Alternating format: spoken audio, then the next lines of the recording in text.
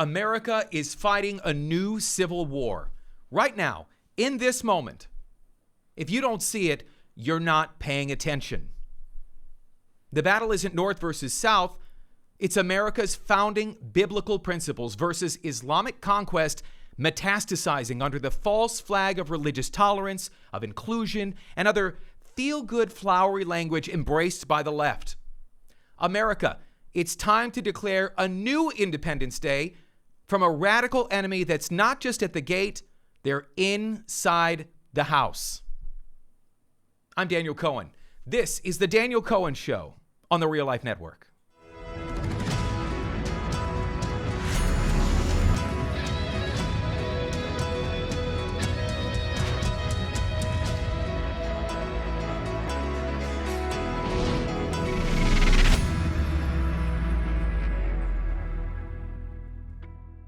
Happy 249th birthday, America. The greatest nation on earth. Think about your favorite place. Not even close. There's not even a close number two. America eradicated slavery. American patriots fought victoriously in 2 world wars. America was actually birthed. It was formed fighting tyranny. The founders of America, they didn't just write about freedom, they bled for it. They died for it. The American flag is the greatest symbol of freedom around the world. And this is what's happening today to that great symbol of peace, the greatest the world has ever known. Listen, you can hear them cheering as this man in a keffiyeh with his face covered, a terror supporter, he's brazenly ripping American flags down in New York City. No police, they're cheering for this. Just a short distance, this is East 43rd Street, there, we can't even see the sign. And just a short distance away from where you just saw that stands Lady Liberty with the words inscribed on a plaque at her base. It says, "Give me your tired, give me your poor, your huddled masses yearning to breathe free." This is who America is welcoming into the United States. My mother came through Ellis Island in New York City after the Holocaust, World War II. But take a look at these Muslim men in Texas carrying out an Islamic ritual that signifies their commitment to die as martyrs for Allah. Did you hear what I said? This isn't the Middle East.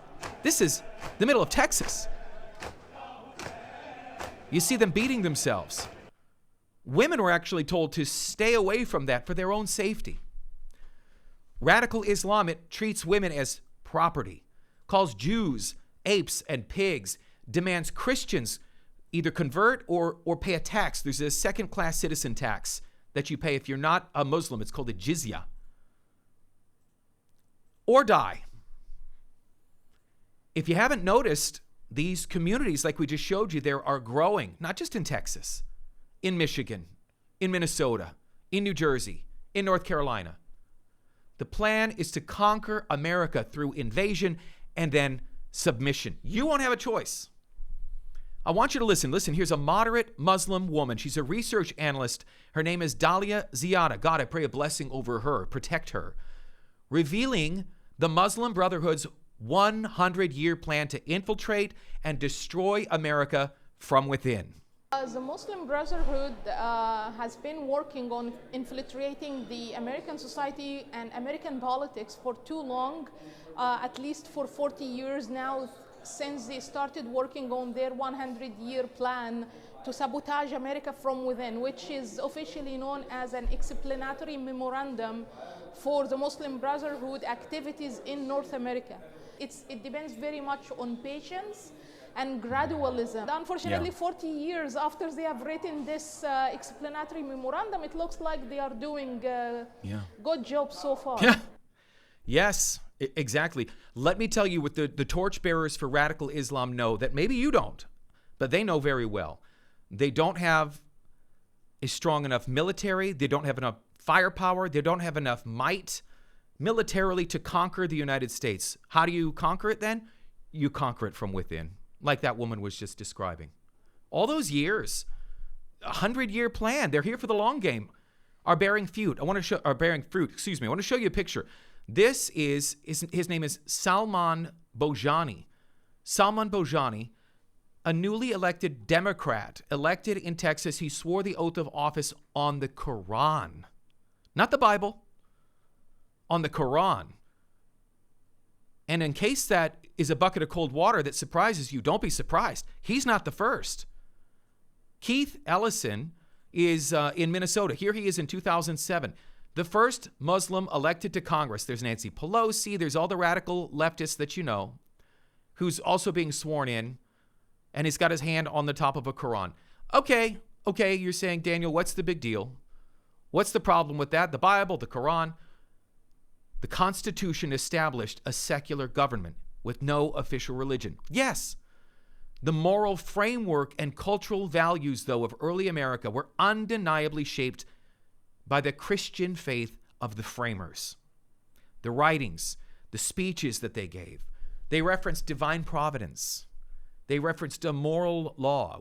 Moral law rooted in what? The importance of virtue in public life. The ideas rooted in Christian thought that come from the Bible, God's word. Keith Ellison, by the way, his girlfriend, I'll just tell you really quickly. Back in 2018, Ellison's girlfriend and her 25-year-old son, they came forward. They accused Ellison of physically abusing her. They claimed they had video evidence. It never released it. He denied the allegations. An investigation took place. Ellison was never charged with anything. Minnesota PD declined. They didn't investigate because they thought there was a conflict of interest. Well, Ellison became Attorney General of Minnesota in 2018. Guess who's still Attorney General of Minnesota today? Keith Ellison, who swore an oath on the Quran. Let's just stay in Minnesota. Do you want to see how it's being transformed right before our eyes? Watch this. Do you hear that? And we are not in the Middle East. We're in the U.S. It's Minnesota. These Minnesota's Minneapolis. This is just some guy. You could scroll your Instagram feed right now and come across this. You hear the Muslim call to prayer. You see the women with the head covers, the hijab. How did all of this start? He goes basically neighborhood by neighborhood talking about this one's more dangerous than that one, and this one's really dangerous, and you don't want to go to that neighborhood. How did this start, you ask? With bad government, bad governance, terrible leadership. Here's the mayor of Minneapolis, Jacob Fry, a wind-up doll. Think about that. Pull the string, whatever you want him to say. He says it. Saying and doing the bidding of his radical constituency. Listen to this. This is a momentous occasion for inclusion and freedom of religion in Minneapolis. With the stroke of this pen, we and our Muslim community will have the ability to hear the call to prayer in Adhan 5 times a day. He's serious. In case was he joking? No. This is what the people of Minneapolis have been clamoring for. The ability to hear the Muslim call to prayer 5 times a day? What a fool. I used to live in Jerusalem. I lived in the old city. We were there when Easter and Ramadan and Passover all happened to converge. And we would hear the call to prayer early in the morning. And, you know, in our family, for us, it was a call to prayer for them. It was a call for prayer that Yeshua, that Jesus would reveal himself to them as they're praying that God would supernaturally intercede. And somehow, that's what we prayed. The people of Minneapolis were clamoring to hear that 5 times a day? I don't think so. But don't you say for 1 second that the mayor of Minneapolis isn't a patriot. There's video of him chanting in Somali to the Somalian crowd. Who do you represent, Mayor Fry? He's a patriot of Somalia. And this is the problem. The enemy knows who the useful idiots are on the inside in the United States, and they're using them. They're using the pull-up, the wind-up doll, the pull-the-string mayors, just like Minneapolis mayor, to further their agenda. Here's the issue. When the Quran calls people like me, I'm a Jewish follower of Yeshua. I'm Jewish and Christian. I guess they would hate me twice as much. When the Quran calls people like me an ape, apes and pigs, when its teachings say that the end times won't come until Muslims kill all the Jews, it says that. And then the Christians. The prophet Muhammad married a little girl. Did you know that? 6, maybe 7 years old. How is that ideology any different from the one that said black people count as 3/5 of a person? One more example in Minnesota I want to show you. Take a look at this. This is the graduation ceremony from the University of Minnesota back in May. Look at these students. Look at the Free Palestine banners, Students for Palestine, Let Gaza Live, flags. They've got messages. You can see they're wearing their red, white, and green colors. Here's a keffiyeh, divest, boycott from, hurt Israel, Free Palestine. What do you notice about all of these people? All the people that we just showed you here, they're mostly white, suburban, privileged young people that have been sold and believing a lie that America's evil, that Christianity is oppressive, that capitalism is racist, that Israel doesn't have a right to exist.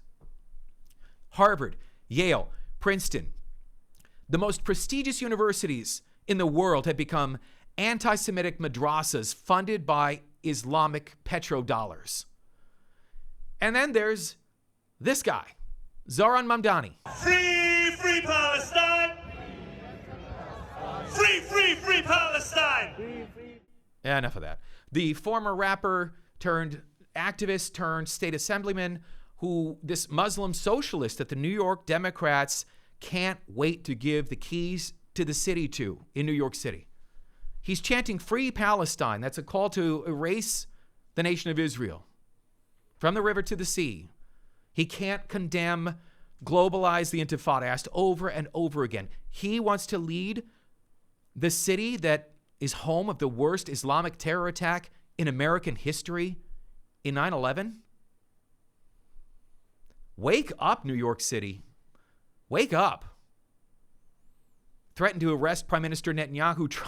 Trump says, well, we'll arrest him. I mean, I would actually like to see him try to go toe-to-toe with the feds. He didn't want the feds coming in and ICE agents being able to do their job, which is amazing. You see the leader of who wants to lead the New York City, the largest city in America, saying he will be at odds with federal law. End of story.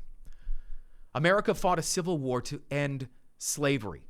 Today, Americans are either too rich and insulated, too comfortable, too lazy, too politically correct, maybe too afraid of being called a racist or Islamophobic to confront what you can see with your eyes. It's metastasizing. Mosques are going up faster than churches. Churches are closing down and they're being converted into mosques. Europeans didn't oppose Islam when they had the chance, and look at what's happened. The mayor of London, Muslim. The mayor of Birmingham, Muslim. The large cities across the UK, Muslim. The number one baby name in England. Can you guess? You know what it is, guys? It's Muhammad. 7 years running. 7 years running. They're wearing their hatred on their sleeve. Watch this video. There's a guy doing an interview. I think he's doing something for news, and he's speaking with someone who's clearly young and radicalized. It's not a long clip, but I want you to listen. Here. I hate you for the sake of Allah. You hate me for the sake of Allah. I hate you for the sake of Allah. All right. I hate you for the sake of Allah. Every Christian, I hate you all for the sake of Allah. Any Jew, any Christian, I hate you all for the sake of Allah. He hates me for the sake of Allah. You hate these. I think he got the picture. He hates you for the sake of Allah. That's not me saying it. That's him. He's saying it. He's not the only one saying it. And if we play that entire clip, he actually goes on to say he would, if they were in a war fighting each other, he would happily chop the other man's head off. He would decapitate him. Just lovely. They blocked the streets for prayer. They created these no-go zones where even police think twice before entering. Do we have the video? Imposing Sharia law. Look at this. They're saying, you get it, you get it. Look at the Bobby, look at the police officer. Okay, it's good, it's good. He's saying Sharia in UK. And the police officer is standing there, and I'm sure he's, maybe part of him soiled himself. Let's be honest. That is America's future. If America doesn't take a stand now, America the greatest nation in the world, the most prosperous nation in the world, for supporting Israel, God's covenant nation. God has blessed the United States for blessing Israel. Defeated slavery because Lincoln recognized the enemy within. He didn't try to compromise with slave owners. He didn't say, where's the middle ground with evil? He quoted the Bible. He quoted scripture. He said, a house divided against itself cannot stand. He understood that some battles must be fought. I'm here to tell you today, this fight's coming to your doorstep. You may not choose it. It may not be today. It may not be next week. It may not be next month. But this battle is coming to your door, wherever you live. You better get ready. We, as America, has to recognize who belongs in the house and who wants to tear the house apart. America is worth fighting for. And we better win this new civil war before America becomes even more unrecognizable. From Israel, for the Real Life Network, I'm Daniel Cohen.